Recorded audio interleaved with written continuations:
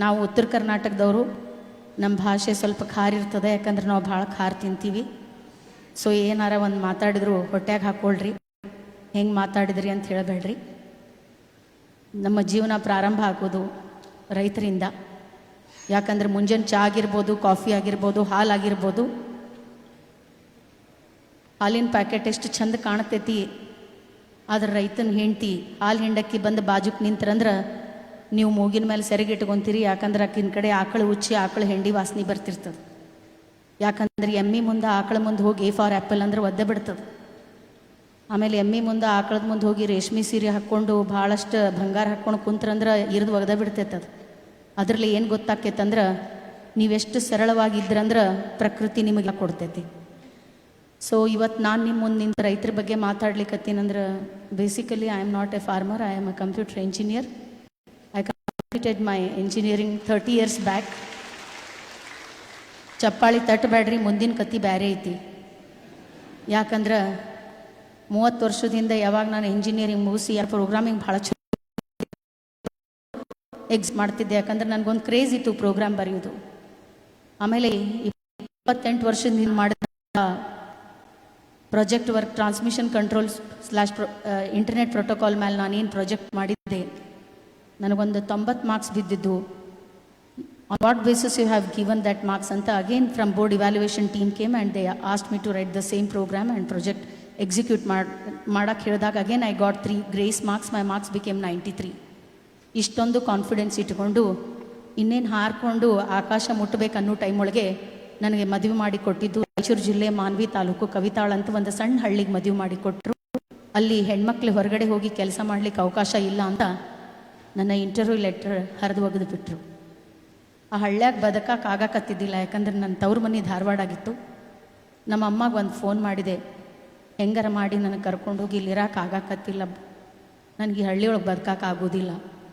ನಮ್ಮಮ್ಮ ಜೀವನದ ಸತ್ಯವನ್ನು 3 ವಾಕ್ಯಗಳಲ್ಲಿ ಹೇಳಿದ್ರು. ಒಟ್ಟು ಹೆಣ್ಣು ಕುಲಕ್ಕೆ ಹೊರಗೆ, ನೀ ಎಷ್ಟೊತ್ತಾದರೂ ಅಲ್ಲಿ ಬದುಕಬೇಕಿಲ್ಲಂದ್ರೆ ನಿನ್ನ 4 ಮಂದಿ ಅಕ್ಕಂಗ್ಯಾರ ನಾವು, ಅವ್ರಿಗೆ ಯಾರೂ ಮದುವೆ ಮಾಡ್ಕೊಂಡು ಹೋಗೋದಿಲ್ಲ, ಯಾಕಂದ್ರೆ ಆ ಮನೆ ಹೆಣ್ಮಕ್ಳು ಸಂಸಾರ ಮಾಡೋದಿಲ್ಲ ಅಂತ. ಆಮೇಲೆ ನಾನು ತವ್ರ ಮನೆ ಕಡೆ ತಲೆ ಮಾಡಿ ಮಕ್ಕಳದು ಮರೆತು ಬಿಟ್ಟೆ. ನಾನು ಕೊಟ್ಟಿದ್ದು ಒಂದು ದೊಡ್ಡ ಗುಡ್ಡ ಕೊಟ್ಟು ನನಗೆ.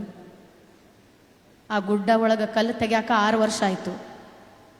ಅದು ಗುಡ್ಡ ಇದ್ದಿದ್ದಕ್ಕೆ ನಾನು ಭಾಳಷ್ಟು ಬೋರ್ ಹಾಕಿದ್ದೆ, ನೀರು ಬೀಳಿಲ್ಲ. ನನ್ನ ಗಂಡ 1-2 ಬೋರ್ ತನಕ ನನಗೆ ಸಪೋರ್ಟ್ ಮಾಡಿದ್ರು.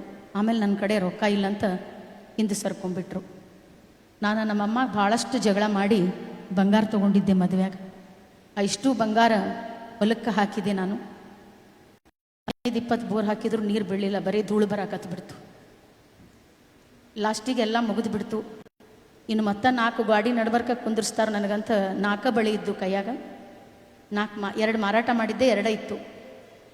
ಆ 2 ಬಳಿ ಮಾರ್ಕೊಂಡು ಬರಕ್ಕೆ ಹೋದಾಗ ನನ್ನ ಗಂಡ, ಬೇಡ ನಮಗೆ ಹೊಲ ಮನೆ ಆಗಿ ಬರೋದಿಲ್ಲ, ಇದನ್ನ ಇಟ್ಕೋ, ನಿಮ್ಮ ಮುಂದೆ ಲಾಸ್ಟ್ ಒಂದು ಐತಿ ನಿನ್ನಲ್ಲಿ ಅಂತ. ಆದ್ರೆ ಒಂದು ಹೆಣ್ಮಗಳ ಮನಸ್ಸೊಳಗೆ ಕಿಡಿ ಹೊತ್ತಿಸಿದ್ರು, ಆ ಕಿಡಿ ಜ್ಯೋತಿಯಾಗಿ 2 ಮನೆ ಬೆಳಗ್ಬೇಕು. ಯಾಕಂದ್ರೆ 2 ಮನೆ ಮಾನ ಮರ್ಯಾದೆ ನಮ್ಮ ಕೈಯಾಗಿರ್ತದೆ. ಒಂದು ತವ್ರ ಮನಿದು, ಒಂದು ಗಂಡನ ಮನಿದು. ನಾವು ಯಾಕಂದ್ರೆ ಹೆಣ್ಮಕ್ಳು ಅಂದ್ರೆ ಹೊತ್ತಲದ ಮೇಲಿನ ದೀಪ ಇದ್ದಂಗೆ ನಾವು. 2 ಮನೆ ಬೆಳಗು ಶಕ್ತಿ ನಮ್ಮಲ್ಲಿ ಇರ್ತದೆ. ಅದಕ್ಕೆ ಇಲ್ಲ ಮಾರ್ಕೊಂಡು ಬರ್ರಿ ಅಂತ ಕಳಿಸಿದೆ. ಅವಾಗ ಬಂಗಾರ ಭಾಳ ಸಸ್ತಾ ಇತ್ತು, 6200 ರೂಪಾಯಿಗೆ ತೊಲಿ ಇತ್ತು. 4 ತೊಲಿಗೆ 24,000 ಬಂತು. ನನ್ನ ಗಂಡ ಬೋರ್ ಗಾಡಿ ತೊಗೊಂಡು ಬರಕ್ಕೆ ಹೋಗಿದ್ರು. ನಾನು ಗಟ್ಟಿ ಮಣ್ಣನ್ನು ಹಿಡ್ಕೊಂಡು ಅಳ್ಕೊಂಡು ಕುಂತಿದ್ದೆ, ಯಾಕಂದ್ರೆ ಮಂದಿ ಮುಂದೆ ಹತ್ರ ನಗ್ತಾರೆ. ಮುಂಜಾನೆ 9 ಗಂಟೆಗೆ ಬೋರ್ ಗಾಡಿ ಬಂತು. ನಾನು ಮಣ್ಣನ್ನು ಗಟ್ಟಿ ಹಿಡ್ಕೊಂಡು ಅಳ್ಬೇಕಾದ್ರೆ ನಾನು ಭೂಮಿ ತಾಯಿ ಒಂದೇ ಮಾತು ಹೇಳಿದೆ, ಇವತ್ತು ನನ್ನ ಕಡೆ ಕಳ್ಕೊಳಕ್ಕೆ ಏನಿಲ್ಲ, ಎಲ್ಲ ಮುಗಿದು ಬಿಟ್ಟದ. ಇವತ್ತು ನಾ ಬಿದ್ದರೆ ಮತ್ತು ನಂಗೆ 4 ಗಾಡಿ ನಡ್ಬರ್ಕ ಕುಂದಿರ್ಸ್ತಾರೆ, ಹೆಂಗಾರ ಮಾಡಿ 1 ಇಂಚಾರ ನೀರು ಕೊಡಂತ ಬೇಡ್ಕೊಂಡೆ. ಅವಾಗ 9:15 ನನ್ನ ಆಳ ಮಗ ಬಂದ, ಅಮ್ಮ 1 ಇಂಚ್ ನೀರು ಬಿದ್ದವಂತ. ಅವಾಗ ಸಣ್ಣ ನಾನು ಕೈ ಖುಷಿಯಾಗಿ ಹಿಂಗೆ ಬಿಟ್ಟಾಗ ಮಣ್ಣು ನನ್ನ ಕೈ ಒಳಗೆ ಉಂಡಿಯಾಗಿ ಹಂಗೆ ಕುಂತಿತ್ತು. ಅವಾಗ ನಾನು ತಿಳ್ಕೊಂಡೆ, ಯಾರು ನನ್ನ ಕೈ ಹಿಡ್ಕೊತಾರೋ ಬಿಡ್ತಾರೋ ಗೊತ್ತಿಲ್ಲ, ಆ ಮಣ್ಣು ನನ್ನ ಕೈ ಬಿಡುವುದಿಲ್ಲ ಅಂತ ನನ್ನ ಪ್ರಯತ್ನವನ್ನು ನಾನು ಮುಂದುವರಿಸಿದೆ. ನಾನು ಮಾಡಿದಂಥ 1ನೇ ಬೆಳೆ ದಾಳಿಂಬೆ. ಯಾಕಂದ್ರೆ ಅದಕ್ಕೆ ಭಾಳ ನೀರು ಬೇಕಾಗಿದ್ದಿಲ್ಲ, ಬಿಕಾಸ್ ಅದು 6 ತಿಂಗಳಷ್ಟೇ ನೀರು ಬೇಕು, 6 ತಿಂಗಳ ಸ್ಟ್ರೆಸ್ ಒಳಗಿರ್ತದೆ. ಸೊ ನಾ 1ನೇ ಬೆಳೆ ತೆಗೆದೆ 63 ರೂಪಾಯಿ kg, 2ನೇ ಬೆಳೆ ತೆಗೆದೆ ನೂನ 12 ರೂಪಾಯಿ kg, 4ನೇ ಬೆಳೆ ತೆಗೆದೆ, 125 ರೂಪಾಯಿ kg, and my 6th crop was export.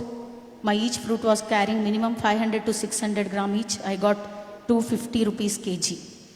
ಇಷ್ಟೊಂದು ಚೆನ್ನಾಗಿ ನಾನು ಬೆಳೆ ತೆಗಿಬೇಕಾದ್ರೆ ಒಂದು ಕಾನ್ಫಿಡೆನ್ಸ್ ಇತ್ತು, ಒಂದು ಶಕ್ತಿ ಇತ್ತು. 10 to 20 ಲಕ್ಷ ರೂಪಾಯಿ ಆದಾಯನ ತೆಗಿಯಾಕತ್ತಿದ್ದೆ, ಎಲ್ಲರೂ ಬೆಂತಟ್ಟಕತ್ತಿದ್ರು. ಇನ್ನು ನಾನು 7ನೇ ಬೆಳೆಗೆ ಕೈ ಹಾಕಿದಾಗ ನನ್ನಲ್ಲಿರುವಂಥ ದುಡ್ಡನ್ನು ಹಾಕಿದ್ದೆ, ಹೊರಗಿಂದೂ ಸ್ವಲ್ಪ ದುಡ್ಡು ತಗೊಂಡಿದ್ದೆ. ಇನ್ನೂ ಚಲೋ ಬೆಳೆ ತೆಗಿಬೇಕು ನಾನು, ಒಂದು ಕಾನ್ಫಿಡೆನ್ಸ್ ಬಂದಿತ್ತು. ಆದರೆ ಅದೇ ಟೈಮ್ ಒಳಗೆ ನಿಮಗೆ ಗೊತ್ತೈತಿ, ಈಗ 7-8 ವರ್ಷದ ಹಿಂದೆ ಮಂತ್ರಾಲಯ ಮುಳುಗಿತ್ತು, ನಮ್ಮ ಹೊಲ ಅಲ್ಲೇ ಬರ್ತೈತಿ. ಬೆಳೆ ಎಲ್ಲ ಬಂದಿತ್ತು, ಒಂದೊಂದು ಗಿಡಕ್ಕೆ 400-500 ಕಾಯಿ ಬಂದಿದ್ದು, ಭಾಳ ಚೆನ್ನಾಗಿತ್ತು. ಅಡ್ವಾನ್ಸ್ ರೊಕ್ಕ ಕೊಟ್ಟು ಹೋಗಿದ್ರು. ಆದ್ರೆ ಕಂಟಿನ್ಯೂಸ್ 2 ತಿಂಗಳ ಮಳೆಯೊಳಗೆ ನೀರು ನಿಂತು ಮಣ್ಣಿನೂ ಮುಳುಗಿ ಹೋಗಿತ್ತು ನಮ್ಮದು. ದನಕರ ಕೊಳ್ಳ ಹರಿದು ಬಿಟ್ಟಿದ್ವಿ, ಕುರಿಗಳೆಲ್ಲ ನಮ್ಮ ಮುಂದೆ ಹೊಂಟಿದ್ದು, ಕೋಳಿಗಳು ನಮ್ಮ ಮುಂದೆ ಹೊಂಟಿದ್ದು, ಮನೆ ಮುಳುಗಿ ಹೋಗಿತ್ತು. 8 ದಿನ ನೀರು ಕುಡ್ದ ಬದುಕೀವಿ ನಾವು, ಏನೂ ಇದ್ದಿದ್ದಿಲ್ಲ ತಿನ್ನಕ್ಕೆ. ಅದೊಂದು ದಿನ ಮಳೆ ಬಂದಿದ್ರೆ ನಾವು ಹೋಗ್ಬಿಡ್ತಿದ್ವಿ. 2-3 ತಿಂಗಳು ಕಂಟಿನ್ಯೂಸ್ ನೀರೊಳಗೆ ಗಿಡ ನಿಂತು ಬ್ಯಾಕ್ಟೀರಿಯಲ್ ಬ್ಲೈಟ್ ಡಿಸೀಸ್ ಬಂದು ಅಡ್ವಾನ್ಸ್ ಕೊಟ್ಟವರು ವಾಪಸ್ ತೊಗೊಂಡು ಹೋಗ್ಬಿಟ್ರು. ಒಂದು ದೊಡ್ಡ ಗುಡ್ಡದ ಮೇಲಿಂದ ದಪ್ಪ ಅಂತ ಕೆಳಗೆ ಒಗ್ದಂಗಾಗಿತ್ತು. ಯಾಕಂದರೆ ಎಲ್ಲರೂ ಗೆದ್ದೆತ್ತಿನ ಬಾಲ ಹಿಡಿತಾರೆ, ಬಿದ್ದೆತ್ತಿಗೆ ಎಲ್ಲರೂ ಹೊಡಿತಾರೆ, ಯಾಕಂದ್ರೆ ಆ ಎತ್ತಿಗೆ ಓಡಾಕೆ ಬರ್ತಿರೋದಿಲ್ಲ. ನನ್ನ ಜೊತೆನೂ ಹಾಗೆ ಆಗಿತ್ತು. ಹೊರಗಿನವರಿಗೆ ರಿಕ್ವೆಸ್ಟ್ ಮಾಡಿ ಸ್ವಲ್ಪ ಟೈಮ್ ಕೊಡ್ರಿ ಅಂತ ಹೇಳಿ ಬರ್ತಿದ್ದೆ, ಆದರೆ ಮನೆಯಾಗಿನವ್ರು ಭಾಳ ಭಯಕತ್ತಿದ್ರು. ನಾನು ಊಟಕ್ಕೆ ಕುಂತರು ತಟ್ಟಿ ತೊಗೊಂಡ್ರು ಭಾಳ ಬೈತಿದ್ರು. ಯಾವಾಗ ನಾ 10 ಲಕ್ಷ 20 ಲಕ್ಷ ತೆಗಿಯಾಕತ್ತಿದ್ದೆ, ಮನಿ ಲಕ್ಷ್ಮಿ ಅಂತ ಹೇಳಿದರು. ಯಾವಾಗ ಬಿದ್ದೆ, 1 ಮಿನಿಟ್ಗೆ ಆ ಹೆಣ್ಮಗಳು ಓದಿದಕ್ಕಿದ್ಲೆ, ಭಾಳ ಸೊಕ್ಕಿನಕ್ಕಿದ್ಲೆ, ತಾನೂ ರೋಡಿಗೆ ತಂದು ನಮಗೂ ರೋಡಿಗೆ ನಿಂದಿಸ್ಬಿಟ್ಟಾಳಂತ ಲೇಟೇ ಚೇಂಜ್ ಮಾಡಿಬಿಟ್ಟಿದ್ರು. ನಾನು ಸೋತಿದ್ದೆ. ಆದ್ರೆ ನಾನು ಏನೋ ಅಪರಾಧ ಮಾಡಿದವ್ರ ಗತೆ ನಂಗೆ ನೋಡಕತ್ಬಿಟ್ರು. ನಾನು ಹಾಲೊಳಗೆ ಬಂದಮೇಲೆ ಎಲ್ಲರೂ ಎದ್ದು ಹೋಗ್ಬಿಡ್ತಿದ್ರು. 1 ಸೆಕೆಂಡ್ ನಾನು ಶೂನ್ಯ ಮನಸ್ಥಿತಿಗೆ ಹೋಗಿ ಆತ್ಮಹತ್ಯೆಗೆ ಪ್ರಯತ್ನ ಪಟ್ಟಿದ್ದೆ.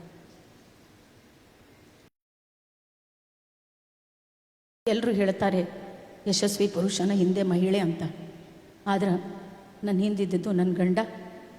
ನಾನು ಯಾವಾಗ ಸಾಯ್ತೀನಂತ ಗೊತ್ತಾದಾಗ ಹೊರಗಿಂದ ಸಾಲ ತೊಗೊಂಡು ಬಂದು ನನ್ನ ಗಂಡ ನನ್ನ ಜೀವ ಉಳಿಸ್ಕೊಂಡು ಬಂದರು. My mother gave me birth, but my husband gave me rebirth. ಆಮೇಲೆ ನಾನು ಡಿಪ್ರೆಷನ್ ಒಳಗೆ ಹೋಗ್ಬಿಟ್ಟಿದ್ದೆ, ನನ್ನ ಕಾಲು ಹೋಗ್ಬಿಟ್ಟಿತ್ತು. ನಾನು ಮತ್ತೆ ಏನಾದರೂ ಪ್ರಯತ್ನ ಮಾಡಿದರೆ ಮತ್ತೆ ಮಂದಿ ಏನಾದ್ರು ಹೆರಾಸ್ಮೆಂಟ್ ಮಾಡ್ತಾರೆ. ನಾನು ಬರೀ ಕತ್ಲು ರೂಮ್ ಒಳಗಿರ್ತಿದ್ದೆ, ಮಂದಿಗೆ ನೋಡಿದ್ರೆ ಅಂಜಿಬಿಡ್ತಿದ್ದೆ. ನಮ್ಮಪ್ಪ 2 ವರ್ಷ ಇದ್ದಾಗ ನಂಗೆ ನಡೆಯೋದು ಕಲಿಸಿದ್ರು. ನನ್ನ ಗಂಡ ನಾನು 28 ವರ್ಷ ಇದ್ದಾಗ ನಡೆಯೋದು ಕಲಿಸಿದ್ರು. ನನ್ನ ಹೆಜ್ಜೆಗೆ ನಾನು ಹೆಜ್ಜೆ ಹಾಕಿ ನಿಂತರು. ಆವಾಗ ನಾನು ತಿಳ್ಕೊಂಡೆ, ಎಲ್ಲರೂ ನನ್ನ ಕೈ ಬಿಟ್ಟರು, ಎಲ್ಲರದು ಮೊಬೈಲ್ ಸ್ವಿಚ್ ಆಫ್ ಇತ್ತು. ಆದ್ರೆ ನನ್ನ ಗಂಡ ನನ್ನ ಮೇಲೆ ಇಟ್ಟಿಂಥ ವಿಶ್ವಾಸಕ್ಕೋಸ್ಕರ ಆದರೂ ನಾನೇನಾದರೂ ಮಾಡಿ ತೋರಿಸ್ಬೇಕಂತ ಮತ್ತೆ ನಾನು ಎದ್ದೆ. ಇವತ್ತು ಅದೇ 8 ಎಕರೆ 10 ಗುಂಟೆಯಲ್ಲಿ 1 ಇಂಚ್ ನೀರೊಳಗೆ 46-47 ಡಿಗ್ರಿ ಟೆಂಪ್ರೇಚರ್ ಒಳಗೆ ನಾನು ಮಾಡಿದ್ದು 2580 ಶ್ರೀಗಂಧ, 12 ಮಾವು, 600 ಪೇರಲ, 600 ಸೀತಾಫಲ, 100 ಬೆಟ್ಟದ ನೆಲ್ಲಿಕಾಯಿ, 100 ಹುಣಸೆ ಹಣ್ಣು, 100 ಕರಿಬೇವು, 100 ಮೋಸಂಬಿ, 800 ಸಾಗವಾನಿ ಗಿಡ. ಇದರ ಜೊತೆ ಕುರಿ ಸಾಕಾಣಿಕೆ, ಕೋಳಿ ಸಾಕಾಣಿಕೆ, ಜೇನು ಸಾಕಾಣಿಕೆ, ಹೈನುಗಾರಿಕೆಯನ್ನು ಭಾಳ ಸಮರ್ಪಕವಾಗಿ ನಾನು ನಿಭಾಯಿಸ್ತಿದ್ದೀನಿ. ಇಷ್ಟೊಂದು ಬೆಳೆಗಳನ್ನು ಯಾಕೆ ಮಾಡಿದ್ದೀನಂದ್ರೆ, ಇವತ್ತು ನಾಳೆ ಹೊಲ ಮನೆ ಮಾಡ್ತಾನಂದ್ರೆ ಅವ್ನಿಗೆ ಯಾರು ಹುಡುಗಿ ಕೊಡಕ್ಕೆ ಒಲ್ಲೆನಾಕತ್ತಾರ. ತಿಂಗಳ ಪಗಾರ ಇರುವುದಿಲ್ಲ, ರಿಟೈರ್ಮೆಂಟ್ ಪೆನ್ಷನ್ ಇರುವುದಿಲ್ಲ. ಅದಕ್ಕೋಸ್ಕರ ನಾನು ನನ್ನ ಹೊಲದಲ್ಲಿ ಒಂದು ಪ್ಯಾಕೇಜ್ ರೆಡಿ ಮಾಡಿದೆ. ಋತು ಆಧಾರಿತ ಬೆಳೆ ಪದ್ಧತಿ. From every season a farmer must get income. ಅದು 10,000 ಆಗಲಿ, ಅದು 20,000 ಆಗಲಿ, ಅದು 1 ಲಕ್ಷ ಆಗಲಿ, because we don't have right to fix the prices for our product. Because ಅಲ್ಲಿ ಒಂದು 10 ರೂಪಾಯಿ ಬಾಟ್ಲ್ ಇಟ್ಟಾರ, ಅದನ್ನು ಫಿಕ್ಸ್ ಮಾಡುವ ಅಧಿಕಾರ ಅದರ ಓನರಿಗೈತಿ, ಆದರೆ ನಮಗಿಲ್ಲ. ಅದಕ್ಕೋಸ್ಕರ ನಾನು ಆಯ್ಕೆ ಮಾಡಿಕೊಂಡಿದ್ದು ಋತು ಆಧಾರಿತ ಬೆಳೆ ಪದ್ಧತಿ. ಪ್ರತಿಯೊಂದು ಋತುವಿನಿಂದ ರೈತನಿಗೆ ಆದಾಯ ಬರ್ತಿರಬೇಕು, ಅದು ಮನೆತನ ನಡೆಸ್ಲಿಕ್ಕೆ ಆಗ್ತದೆ. ಇನ್ನು 45-50 ವರ್ಷ ಆದಮೇಲೆ ನಮ್ಮ ಕೈಯಾಗ ರೊಕ್ಕ ಇಲ್ಲಂದ್ರೆ ನಾವು ಮಗ ಸೊಸಿಗೆ ಒಜ್ಜಾಕಿವಿ, ಸಮಾಜಕ್ಕೆ ಒಜ್ಜಾಕಿವಿ, ಯಾರೂ ನಮಗೆ ಮರ್ಯಾದೆ ಕೊಡೋದಿಲ್ಲ. Because agriculture is not such a field sitting in a AC room, we can't expect lakhs to gather salary. We have to expose ourselves in winters. We have to expose ourselves in summers. We have to expose ourselves in winters. ಇಷ್ಟೆಲ್ಲ circus ಮಾಡಿದ ಮೇಲೆ ಕೈಯಾಗ ರೊಕ್ಕಿದ್ರ ಹೆಂಡತಿ ಕೈಯಾಗ ಹೋಗಿ 2,000 ರೂಪಾಯಿ ಕೊಟ್ಟಿರ್ತಾರೆ.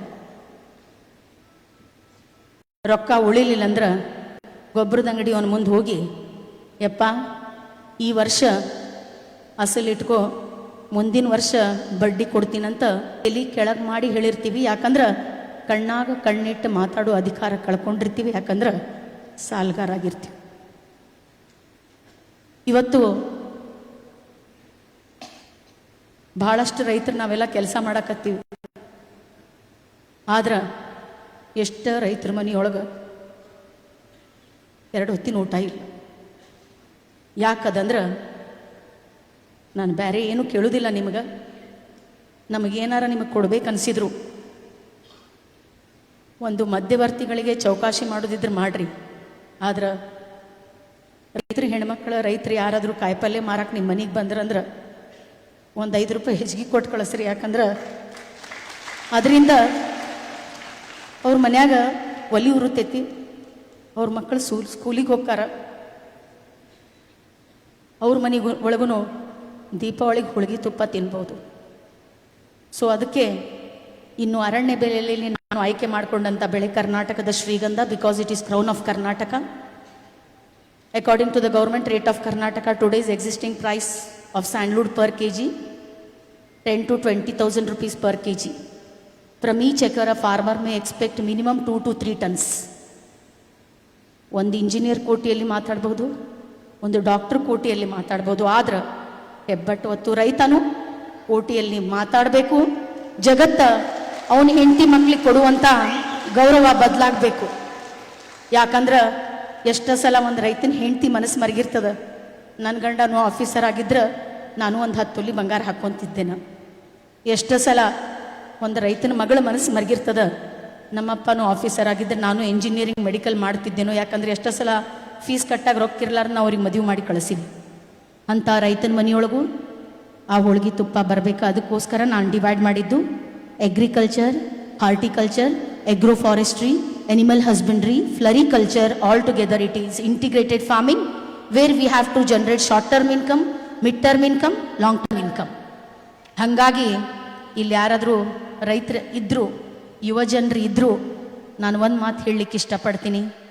ನೀವು ಅವರಿಂದ ಹೋಗಿ ಇವರಿಂದ ಹೋಗಿ ಜೈ ಜೈ ಧಿಕ್ಕಾರ ಹಾಕೋದ್ರಿಂದ ಏನಾಕೇತೋ ಬಿಡ್ತೈತೆ ನನಗೆ ಗೊತ್ತಿಲ್ಲ. ಆದ್ರೆ ನಿಮ್ಮ ಹೊಲ ಮನ್ಯಾಗ ನಿಮ್ಮ ಹಿರಿಯರು ಏನಾರ ನಿಮಗೆ ಹೊಲ ಉಳಿಸ್ಯಾರಂದ್ರೆ ಖರೆ ಹೇಳ್ತೀನಿ, ಅವ್ರಿಗೆ ಕಾಲ ಬಗ್ಗೆ ನಮಸ್ಕಾರ ಮಾಡಿ. ಯಾಕಂದ್ರೆ 1 ಎಕರೆ ಹೊಲ ಮಾರಿ ನೀವು ಒಂದು ಗೌರ್ಮೆಂಟ್ ನೌಕರಿ, ಒಂದು ಪ್ರೈವೇಟ್ ನೌಕರಿ ತಗೋಬಹುದು. ಆದ್ರೆ 1 ಎಕರೆ ಒಂದು ಗೌರ್ಮೆಂಟ್ ನೌಕರಿ, ಪ್ರೈವೇಟ್ ನೌಕರಿ ಮಾಡಿ 1 ಎಕರೆ ಹೊಲ ತಗೊಳಿಕ್ ಆಗುದಿಲ್ಲ. ಯಾಕಂದ್ರೆ ಎಂಥ ಸಣ್ಣ ಹಳ್ಳ್ಯಾಗೂ 20 ರಿಂದ 30 ಲಕ್ಷ ರೂಪಾಯಿಗೆ ಎಕರೆ ಹೊಲ ಆಗ್ಯಾವ. ಅದಕ್ಕೆ ನೀವು ಯಾವತ್ತು ನಾವೇನಿಲ್ಲ ನಮ್ಮಿಂದ ಏನಾಗುದಿಲ್ಲ ಅಂತ ಅನ್ಸ್ಕೋಬೇಡ್ರಿ. ಯಾಕಂದ್ರೆ ನೀವು ಪಾಪ ಅನಿಸ್ಕೊಂಡ್ರೆ ಬರೀ ನಿಮಗೆ ದಯೆ ಮತ್ತು ಅನುಕಂಪ ಸಿಗ್ಬೋದು, ಅಧಿಕಾರ ಮತ್ತು ಹಕ್ಕು ಸಿಗುದಿಲ್ಲ. ಅಧಿಕಾರ ಮತ್ತು ಹಕ್ಕು ಸಿಗ್ಬೇಕಂದ್ರೆ ನಿಮ್ಮ ಹೊಲ್ದಾಗ ಕೆಲಸ ಮಾಡ್ರಿ. ಯಾಕಂದ್ರೆ ಸಿಟಿಯಾಗ 1200 2.5 ಸ್ಕ್ವೇರ್ ಫೀಟ್ ಮನಿ ಕಟ್ಟಿ ಮೆರ್ಯಾಕತ್ತಾರ, ಮೆರಿಲಿ ನಾವೇನು ಬ್ಯಾಡ್ ಅನ್ನೋದಿಲ್ಲ. ಆದ್ರೆ ಈ ಜಗತ್ತೊಳಗೆ ಎಲ್ಲಕ್ಕಿಂತ ಸೌಕರ್ಯ ಯಾರಾದ್ರೂ ಅದಾರಂದ್ರ ರೈತರು. ಯಾಕಂದ್ರೆ 1 acre is equal to 40 guntas. 1 gunta is equal to 1089 square feet. 43,000 square feet ಇದ್ದ ಒಡೆಯರು ಈ ಜಗತ್ತೊಳಗೆ ಯಾರಾದ್ರೂ ಅದಾರಂದ್ರ ರೈತರು ಮಾತ್ರ ಅದಾರ. ಅದಕ್ಕೆ ಇವತ್ತ ನನಗೆ ಹೆಮ್ಮೆ ಐತಿ, ನಾನು ಒಂದು ರೈತನ ಹೆಂಡತಿ ಅಂತ ಹೇಳಲಿಕ್ಕೆ. ಇವತ್ತು ನನಗೊಂದು ಹೆಮ್ಮೆ ಐತಿ, ನಾನು ಒಂದು ರೈತನ ಸೊಸಿ ಅಂತ ಹೇಳಲಿಕ್ಕೆ. ಯಾಕಂದ್ರೆ ನಮ್ಮ ಕಡೆ ರೊಕ್ಕ ರೂಪಾಯಿ ಇರ್ಲಿಕ್ಕಿಲ್ಲ, ಬೆಳ್ಳಿ ಬಂಗಾರ ಇರ್ಲಿಕ್ಕಿಲ್ಲ. ಆದ್ರೆ ಈ ಜಗತ್ತೊಳಗೆ ಎಲ್ಲಕ್ಕಿಂತ ಸ್ವಾಭಿಮಾನದ ಜೀವನ ಯಾರ್ದಾದ್ರೂ ಐತಂದ್ರ ರೈತಂದೇ ಐತಿ. ಯಾಕಂದ್ರ ನಾವು ಜಗತ್ತಿಗೆ ಅನ್ನ ಹಾಕದವ್ರು, ಯಾವತ್ತು ಕೊಟ್ಟವರು ಬೇಡದವ್ರಲ್ಲ ನಾವು. ಅದಕ್ಕೆ ಹೇಳ್ತಾರೆ, ನೇಗಿಲ ಕುಲದೊಳಗಡಗಿದೆ ಕರ್ಮ, ನೇಗಿಲ ಮೇಲೆ ನಿಂತಿದೆ ಧರ್ಮ. ಧರ್ಮ ಮತ್ತು ಕರ್ಮ ಯಾರ್ದಾದ್ರೂ ಮೇಲೆ ನಿಂತಾವಂದ್ರ ರೈತರ ಮೇಲೆ ನಿಂತಾವ. ಯಾಕಂದ್ರೆ ಒಂದು ಇಂಜಿನಿಯರ್ ಸ್ಟ್ರೈಕ್ ಮಾಡಿದ್ರು ಜಗತ್ತ ನಡೀತದ, ಒಂದು ಡಾಕ್ಟರ್ ಸ್ಟ್ರೈಕ್ ಮಾಡಿದ್ರು ಜಗತ್ತ ನಡೀತದ. ಆದ್ರೆ ಅನ್ನದಾತ ಹಿಂಗಾರಿ ಮುಂಗಾರಿ ಒಂದ ಬೆಳಿಲಿಲ್ಲ ಅಂದ್ರೆ ಜಗತ್ತು ಅಳ್ಳಾಡ್ ಹೋಗ್ತದ.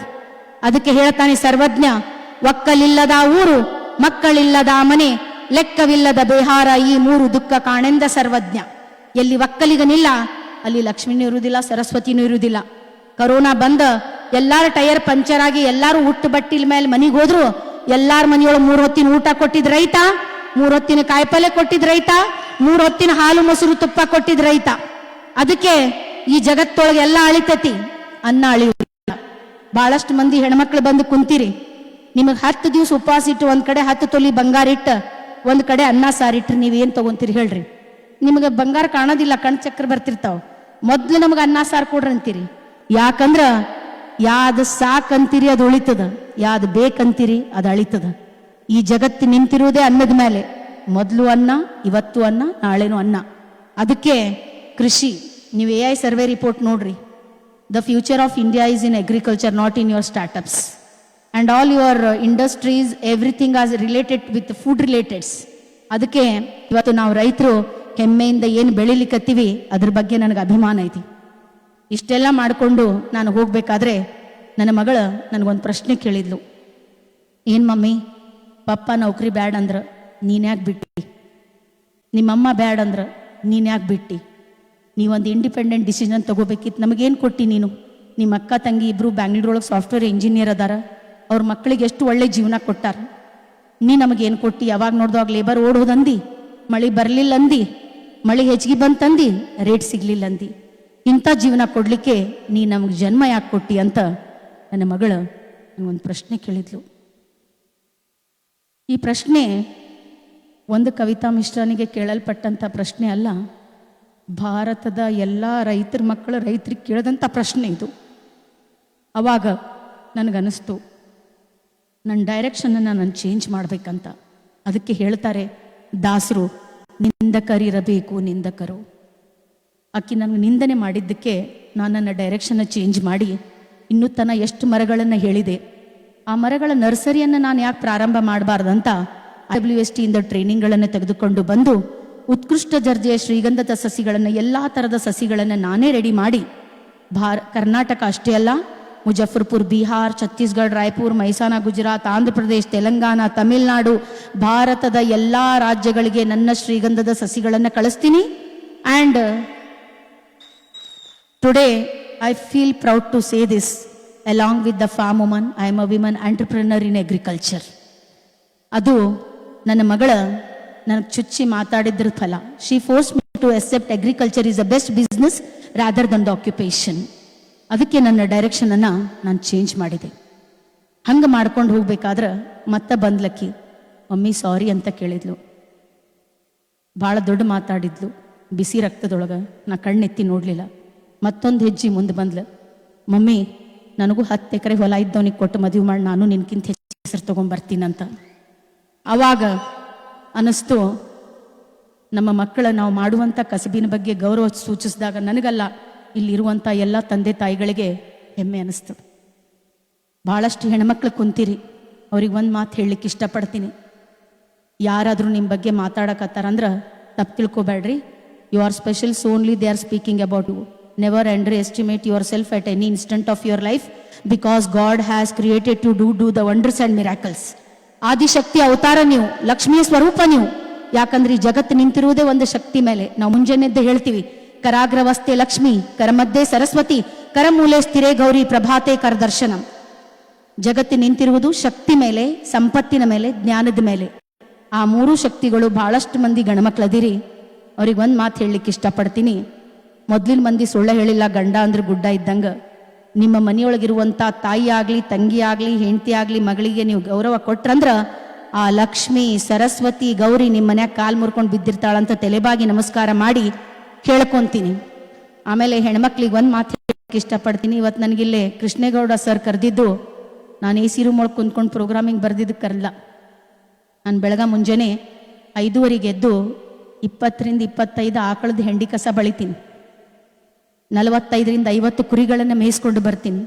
200 ರಿಂದ 300 ಕೋಳಿಗಳಿಗೆ ಕಾಳು ಹಾಕ್ತೀನಿ.